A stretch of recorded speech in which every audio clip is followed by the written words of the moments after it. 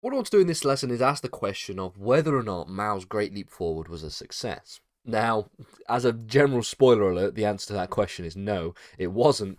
But we are going to have to do a bit more of a historical analysis of this particular piece of economic policy. So we will go back and forth examining whether or not it was successful, focusing on the fact that it was definitely not successful for the most part, but also picking on some of the areas where there were some minor successes. And I say minor successes because the extent to which you can really even argue that they were successes, given the fact that the failures and the outweighing of the failures really did put things into more perspective. It really begs the question of whether or not you can even call it a success in the first place. But in evaluating the Great Leap Forward, one must examine a combination of factors. Ultimately, when we talk about the success of the Great Leap Forward, we have to take a holistic interpretation. We have to look at it from the macro perspective of the goals that it was set out to achieve and the extent to which it achieved said goals. And from that perspective, you would argue that it was severely limited. And so from that limited understanding, we can get to the conclusion that the Great Leap Forward was ultimately a massive failure.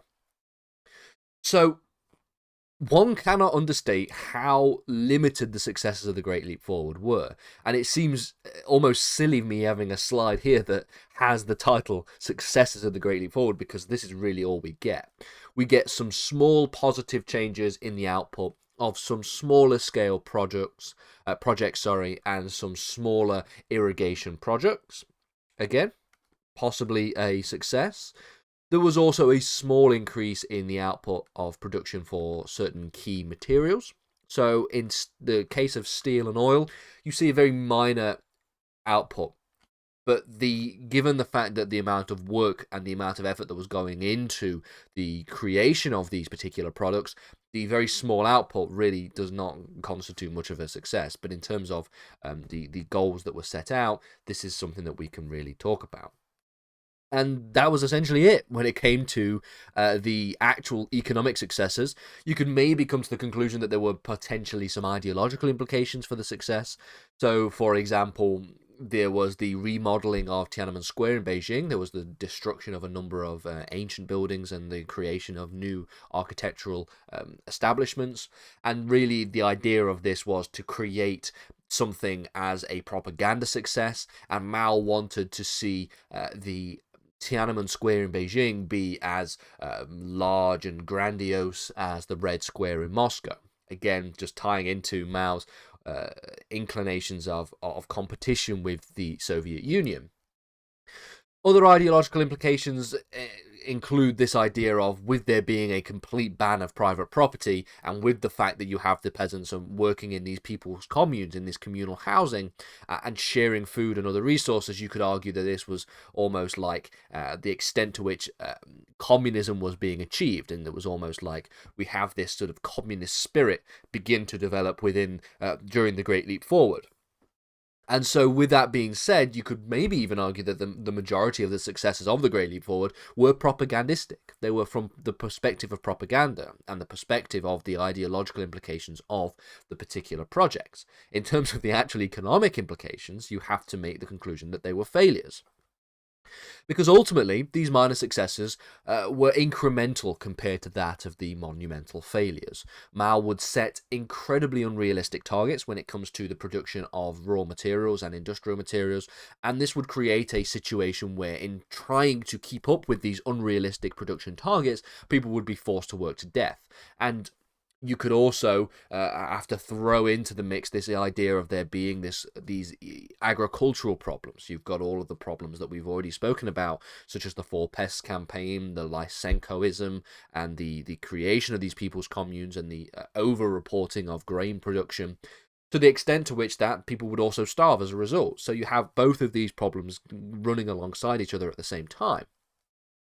And with the lack of opposition to Mao, because of the anti-rightist campaign, and because of the fact that everybody who was in the party sort of had this development of a cult of personality around Mao himself, no one was there to challenge the authority of Mao himself.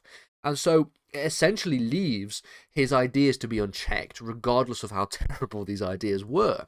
And this is a dictatorship trap that tends to befall every single leader that finds themselves in this kind of unchallengeable position. You can argue that the same thing has taken place with Putin when it comes to the invasion of Ukraine in March of this year, or late February, early March of this year, because essentially if nobody is there to challenge your opinion and to challenge your positions, then if they're left unchecked, if those positions are bad ideas, then they're going to be implemented regardless, and it's going to lead to dramatically terrible outcomes. The same thing happened here with Mao. And even the propaganda projects that existed, so for example the Three Gate Gorge Dam over the Yellow River, were failures due to the poor planning that was done and implemented in the creation. They were rushed projects. They were projects that were supposed to be propaganda projects and propaganda pieces, but were failures. They were planned poorly. They led to detrimental environmental damage as a result of this poor planning and of this rushed output that they tried to implement. And as a result, you can see why this is such a terrible idea. And in the desperation at trying to meet these unrealistic targets for production, by the way, the Great Leap Forward was essentially just a policy of people should just work harder, and if they work harder with this communist spirit, people would, the production would soar and production would skyrocket. It wasn't any kind of sophisticated economic policy. And in the desperation of trying to meet these particular targets, they would see the production of, or the use of, what became known as backyard furnaces. Now, this is just one of the sort of local implications of Mao's Great Leap Forward that I want to touch on before the end of this lesson. And in the creation of these homemade furnaces, essentially, this is what the backyard furnaces was, and it was sort of seen by Mao as a solution to the low output of steel compared to the targets that were set. So what happened was, Mao set these unrealistic targets. People were unable, it would have been impossible, nigh on impossible for them to actually meet said targets. And one of the solutions that Mao suggested was to create furnaces in people's back gardens, essentially. And many within the party forced peasants to work 24/7 to keep these furnaces working in order to increase and to create as much steel in terms of steel production as possible. This had ultimate problems in and of itself, working people to death on the one hand, but also causing a lack of attention to agricultural production, which was feeding them in the first place. So agriculture was beginning to lose focus, and given the problems that had already beset agricultural production already, things like Lysenkoism and the Four Pest Campaign and the People's Communes, you see that a decrease in agricultural production would ultimately snowball into further famine and further death by way of starvation, and further decrease in the production of industrial output.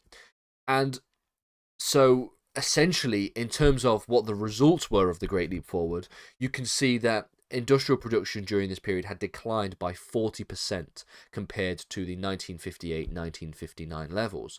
So ultimately, the act of trying to work harder and the act of trying to implement greater industrial output and industrial production led many to starve, led many to die, and led many to be overworked. And then, as a result of all of these things, these were the human costs of the potential of the Great Leap Forward's, implications. But the economic cost was the fact that 40% of there was a 40% decrease, in the industrial production than they were between 1958 and 1959. So Mao had failed, essentially, what we have in this idea. These last few lessons we've been talking about economic policy, and in both instances, in both agricultural and in industrial, Mao has failed.